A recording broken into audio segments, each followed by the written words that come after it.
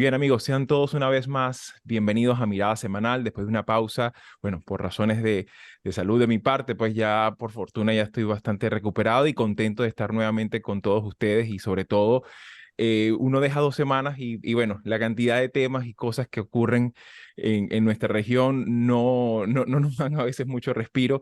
Sin embargo, no quería comenzar esta nueva edición sin hacer una mención a lo ocurrido en Ecuador, que sin duda alguna es el evento político más conmovedor y con más repercusión y lo más grave, sobre todo para los que de alguna manera estudiamos la política y lo que nos importa, pues las sociedades de nuestra América Latina, lo ocurrido con el candidato presidencial Villavicencio, pues ciertamente es un llamado de atención sobre el cual, por supuesto, vamos a volver ya una vez que, porque claro, los acontecimientos siguen en pleno desarrollo, hay muchísima confusión, hay muchísimos elementos todavía por dilucidarse y, por supuesto, tratando, por supuesto, de resguardar el mayor rigor posible desde el punto de vista analítico, pues preferimos abordar sobre este tema para la próxima edición, la semana siguiente. Sin embargo, bueno, obvio, evidentemente, pues es algo que ha ocurrido recientemente y que sobre lo cual volveremos la semana que viene con mayor capacidad de detalle, si es posible, ¿no? En ese sentido, pues, y ya para arrancar nuestro primer tema de la semana, esta semana se realiza en Belén, en Brasil, una cumbre importantísima, una cumbre que tenía 14 años sin realizarse sobre los países bueno, que comparten el control y la soberanía del Amazonas. Una cumbre sobre la cual había y sigue habiendo muchas expectativas, sobre todo en materia de coordinación, no tan solo de políticas medioambientales en general, sino también en términos de seguridad, en términos de seguridad alimentaria, en términos de resguardo a las comunidades. Estamos hablando de una zona que entre los 8 países que la componen tienen un poco más de 50 millones de habitantes, viven en el Amazonas, tienen y han tenido presencia humana desde tiempos inmemoriales. Y en ese sentido, por supuesto, estamos hablando prácticamente de un tema que no es tan solo transversal al tema estrictamente forestal, sino también tiene que ver un poco con la propia subsistencia de la especie humana en el planeta.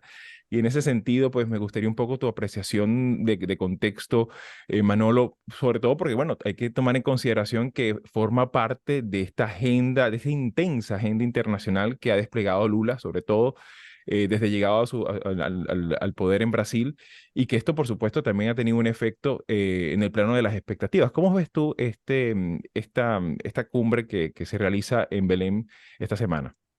Bueno, como hemos dicho en otras ocasiones, la noticia es que por fin se celebra una cumbre después de 14 años. O sea, parece que eso es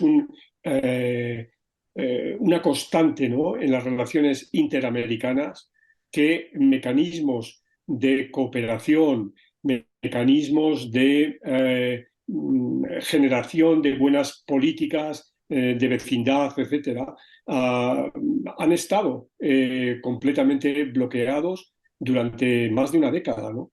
Entonces, el hecho de que se hayan reunido en Belén estos 8 países, ya en sí mismo es una noticia. Es una noticia, claro, incompleta, porque de los 8 países solo 4 estuvieron representados por sus máximas autoridades, ¿no? En concreto, bueno, lógicamente estaba el anfitrión, el presidente Lula, y asistieron el presidente de Bolivia, Luis Arce, la presidenta de Perú, Dina Boluarte, y finalmente el presidente de Colombia, Gustavo Petro. No acudió Maduro, no acudió Lasso.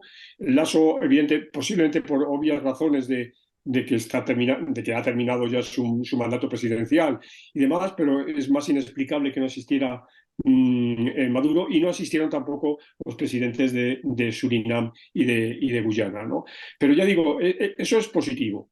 Es positivo también, y esto es un poco la intrahistoria, que Petro y Boluarte se hablaran. bueno, no me consta que tuvieran una conversación muy larga, pero es evidente que las fotos que hemos visto estaban allí juntos, porque hay que recordar que hasta hace muy poco Petro no reconocía a Boluarte como presidenta de Perú.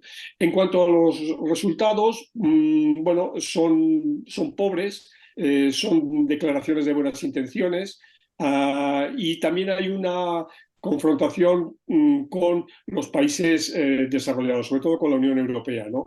Porque la Unión Europea está poniendo trabas al desarrollo de las relaciones entre los dos bloques, aduciendo al componente medioambiental, ¿no? Y eso, en el fondo, puede que haya una excusa proteccionista de la Unión Europea, que es amparándose en el hecho de que no se hace el esfuerzo necesario para tener una política medioambiental correcta en el Amazonas, pues sancionar, o sancionar, no permitir que fluyan los intercambios entre Claro. las dos partes, ¿no? Y esto Lula creo que lo ha denunciado claramente, pero también a veces es una política de echar balones fuera. También, Ujú. y con esto termino, creo que es interesante ese diferendo que se dio entre Lula y Petro a propósito de los hidrocarburos fósiles, ¿no? Es decir, Petro tiene una postura mucho más dura con respecto a ello,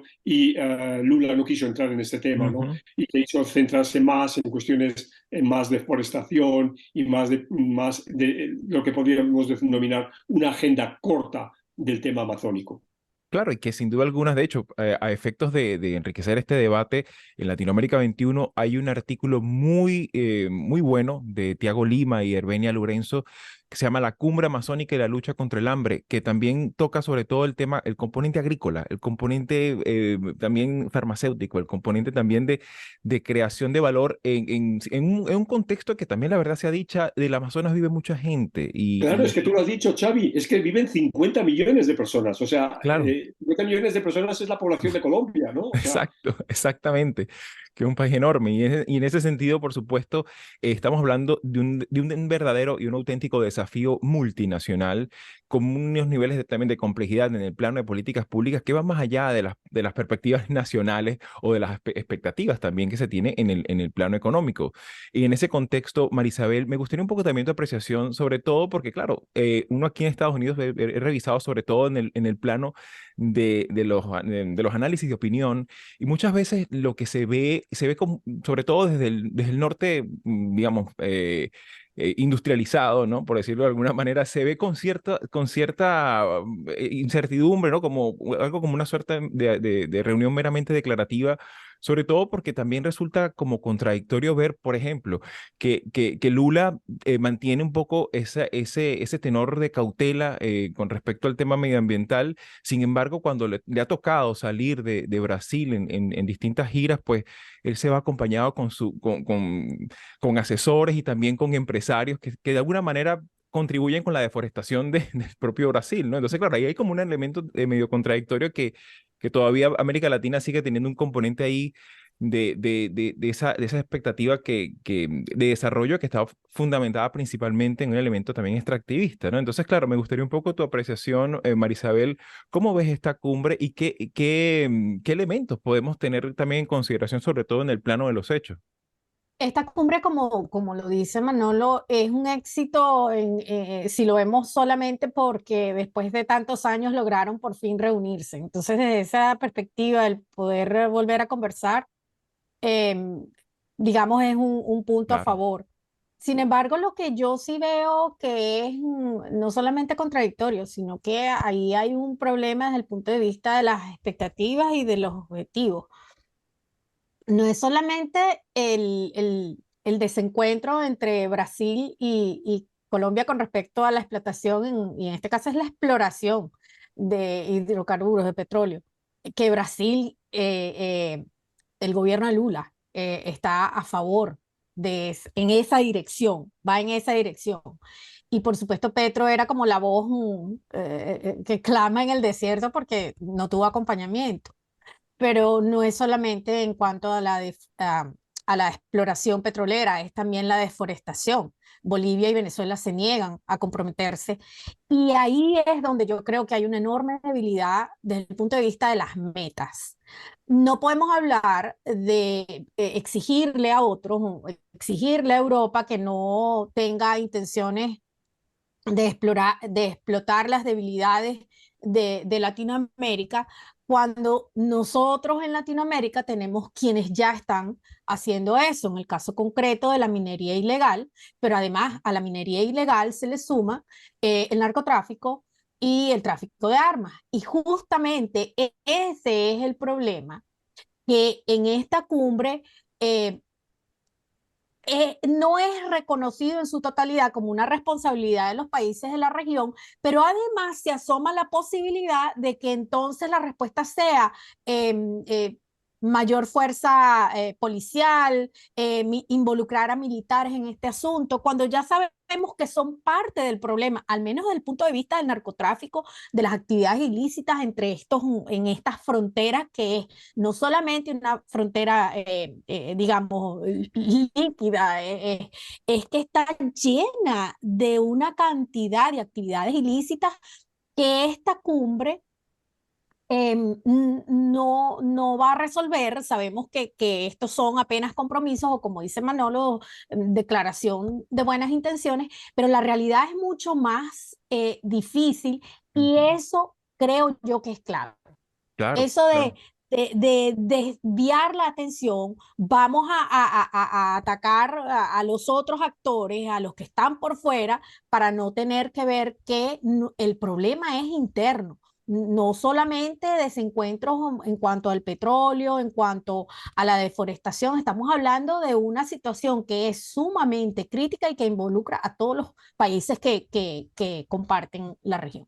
Claro, y que sin duda alguna, pues por supuesto, hay un elemento también que ciertamente es muy positivo, y que de alguna manera pues ha sido recogido por ustedes, y es que exista por lo menos ese canal de comunicación, que ciertamente es un canal de comunicación que siempre tiene dos vías, ¿no? Una vía ante la opinión pública, y otra vía también interna en el plano de las dificultades técnicas, las dificultades prácticas para llevar grandes acuerdos, o por lo menos adelantar agendas de trabajo, ¿no? Sin embargo, por supuesto que este tema de vital importancia para el mundo entero, sobre todo una zona pues que, como bien se ha comentado, pues también entraña dificultades de acceso, dificultades también de cartografía, que ciertamente pues representa un gran desafío para la política regional de nuestro tiempo, y por supuesto sobre lo cual en cualquier momento muy probablemente vamos a volver, porque ciertamente es un tema muy sensible para el futuro del planeta. Si te interesan los temas que hemos abordado, puedes ayudarnos a seguir publicando estos fragmentos